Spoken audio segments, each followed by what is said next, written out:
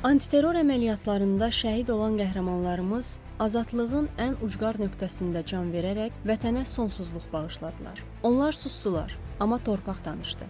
Şəhid qanı ilə yazılmış bu tarix unudulmazlığa çevrildi. Hər biri bir ulduza döndü, gecənin qaranlığında yolumuzu işıqlandırır indi. Bu torpaq onların canı, ruhu, sevgisi ilə əbədi azaddır. Öz qanı ilə tarix yazan hərbiçilərimizdən biri də Bayramov Davud Şamiloğludur.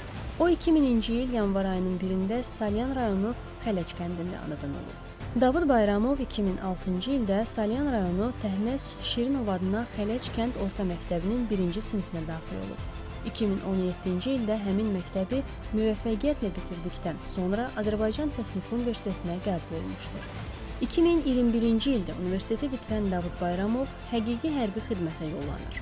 Hərbi xidməti bitirdikdən sonra 2022-ci ildə Silahlı Qüvvələrin Təlim və Tədris Mərkəzində kurs keçdikdən sonra leytenant rütbəsi alaraq xidmətə başlayır.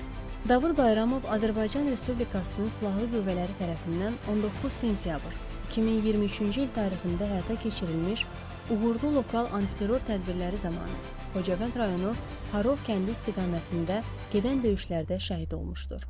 Şəhid leytenant Davud Bayramov doğulduğu Salyan Xələc kəndi şəhidlər xiyabanında dəfn edilmişdir. Azərbaycan Respublikası Silahlı Qüvvələrinin hərbi qulluqçusu Bayramov Davud Şamiloğlu, Azərbaycan Respublikasının prezidenti İlham Əliyevin sərəncamına əsasən Vətən uğrunda medalı və 3-cü dərəcəli Rəşadət ordeni ilə təltif edilmişdir.